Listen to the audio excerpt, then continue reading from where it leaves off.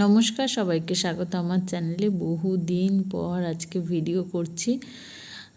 চেষ্টা করব কন্টিনিউ করা। বিভিন্ন রকম সমস্যার কারণে ভিডিও দেওয়া এতদিন বন্ধ ছিল, তবে আবার চেষ্টা করছি তোমাদের পরপর সমস্ত ভিডিও আপলোড করব এবং তার জন্য তোমাদের সহযোগিতা একান্তই কাম্য। তোমরা সকলে আবার ভিডিওগুলো দেখো এবং তোমাদের বন্ধুদের সাথে শেয়ার করো, এবং প্রয়োজনীয় কী কী ভিডিও লাগবে সেগুলো অবশ্যই কমেন্ট বক্সে কমেন্ট করো। সঙ্গীত অর্থাৎ মিউজিকের উপর আমি 3টে লার্নিং ডিজাইন আপলোড করেছিলাম, আর এই নিয়ে তোমাদের 4 নম্বর লার্নিং ডিজাইন। এটা কি আছে, একক বলা হয়েছে তালের প্রকারভেদ। তার মধ্যে উপএকক হলো সমপদী তাল আর বিষমপদী তাল, আর আজকের পাঠের মধ্যে আলোচনা করা হবে সমপদী তাল নিয়ে। আর এখানে প্রথমে যে পয়েন্টটা দেখে নেব সেটা হলো শিখনের লক্ষ্য ও উদ্দেশ্য। শিখনের লক্ষ্য উদ্দেশ্যের মধ্যে কী আছে, স্মরণ করা অর্থাৎ শিক্ষার্থীরা স্মরণ করা থেকে কী কী জিনিস জানতে পারবে। শিক্ষার্থীরা বিষমপদী তাল কাকে বলে মনে করতে পারবে, বিষমপদী তালের বৈশিষ্ট্যগুলো স্মরণ করতে পারবে, বিভিন্ন তাল বাদ্য শুনে বিষমপদী তালকে চিহ্নিত করতে পারবে। তার পরবর্তী পয়েন্ট হলো অনুধাবন করা, বিষমপদী তালের শ্রেণীবিভাগ করতে পারবে। তাল বাদ্যে বিষমপদী তালের প্রয়োগ বুঝতে সক্ষম হবে। প্রয়োগ করা, বিষমপদী তালের গান পরিবেশনের মধ্য দিয়ে সেই তাল সম্পর্কে ধারণা বাড়বে। হাতে তালি খালি দিয়ে বিষমপদী তাল দেখাতে পারবে। পরবর্তী পয়েন্ট হলো বিশ্লেষণ করা, বিষমপদী তালের ব্যবহারিক প্রয়োগ বিশ্লেষণ করতে পারবে। বিষমপদী তালের সৃষ্ট গানগুলির তাল বিশ্লেষণ করতে পারবে।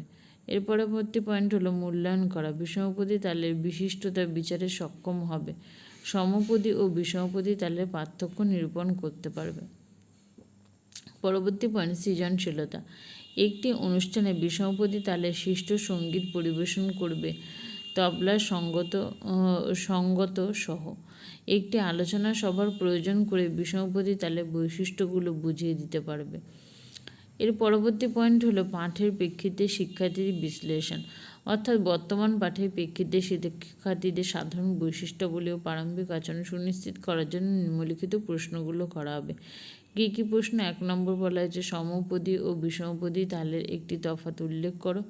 2 নম্বর একটি বিষমপদী তালের উদাহরণ দাও। 3 নম্বরটা হচ্ছে একটি রবীন্দ্র সৃষ্ট বিষমপদী তালের উদাহরণ দাও। 4 নম্বর বলা হয়েছে ঝম্পক সমপদী না বিষমপদী তাল।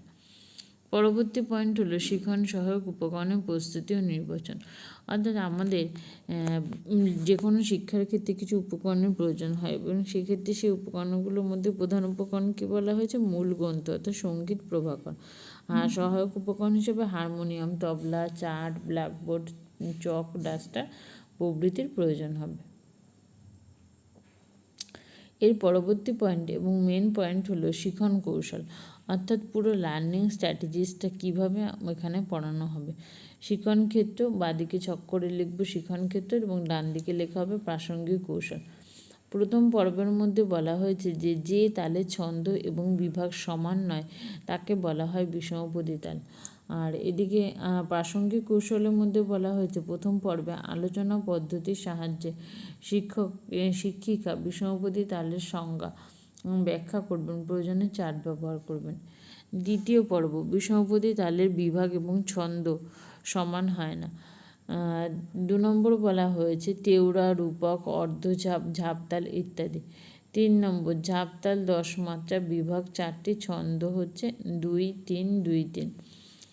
দ্বিতীয় পর্বের মধ্যে কি বলা হয়েছে, বিষমপদী তালের বৈশিষ্ট্যগুলো উদাহরণ সহযোগে বোর্ডে লিখবেন শিক্ষিকা, প্রয়োজন অনুসারে চার্টের ব্যবহার করবেন। এরপরে হলো তৃতীয় পর্বে বিষমপদী তাল শিক্ষার্থীরা হাতে তালি বা খালি সহযোগে দেখাবে। শিক্ষিকা একটি বিষমপদী তালে রচিত সঙ্গীত পরিবেশন করবেন এবং তালটি হাতে তালি বা খালি সহযোগে দেখিয়ে দেবেন, শিক্ষার্থীরা মনোযোগ সহকারে বুঝবে। চতুর্থ পর্ব, এই পর্বে শিক্ষার্থীরা সমপদী ও বিষমপদী তালের পার্থক্য, বিষমপদী তালের বৈশিষ্ট্য সম্পর্কে যাবতীয় তথ্য জানবে। শিক্ষিকা প্রশ্নোত্তর ও প্রতিবেদন পদ্ধতির মাধ্যমে বিষমপদী তাল সম্পর্কে যাবতীয় তথ্য প্রদান করবেন। পরবর্তী পয়েন্ট হলো মূল্যায়নের নকশা। মূল্যায়নের নকশার মধ্যে কী বলা হয়েছে, তাল কয় প্রকার ও কী কী, সমপদী তালের একটি উদাহরণ দাও। 3 নম্বর বলা হয়েছে রবীন্দ্রনাথ সৃষ্ট 18 মাত্রার তালটির নাম বলো। 4 নম্বর, তেওড়া তালের সঙ্গে রবীন্দ্রসৃষ্ট কোন তালে মিল পাওয়া যায়? এবং এর পরবর্তী পয়েন্ট বা শেষ পয়েন্ট হলো দুর্বলতা নির্ণয়, অর্থাৎ সম্পূর্ণ পাঠটি পড়ার পর কী দুর্বলতা আছে সেটা শিক্ষক বা শিক্ষিকা মহাশয় ছাত্রছাত্রীদের সঙ্গে আলোচনা করবেন। কিছুক্ষণ বেশ কিছুজন শিক্ষার্থী বিষমপদী তালের বৈশিষ্ট্য এবং সমপদী ও বিষমপদী তালের তফাৎ নির্ণয় করতে পারছে না। শিক্ষিকা সংশোধনী পাঠের সাহায্যে বুঝিয়ে দেবেন। কী করা হয়েছে দেখো, ব্ল্যাকবোর্ডের মধ্যে একটা শ্রেণী লেখা হয়েছে একাদশ, বিষয় কি সঙ্গীত এবং তারিখ যেদিন করাবে সেদিনে। তারপরটা হচ্ছে বিষমপদী তাল, ঝাপতাল। ঝাপতালটাকে দেখা হয়েছে বিশ্লেষণ করে। 2 নম্বরটা হচ্ছে তেওড়া, 3 নম্বর বলা হচ্ছে ঝম্পক। এই পর্যন্ত ছিল সম্পূর্ণ লার্নিং ডিজাইনটি। ভিডিওটি ভালো লাগলে অবশ্যই একটা লাইক করে দিও এবং এর পরবর্তী ভিডিও পেতে চ্যানেলটিতে সাবস্ক্রাইব করে দিও। দেখা হচ্ছে নেক্সট ভিডিওতে। এখানে ভিডিওটি শেষ করছি।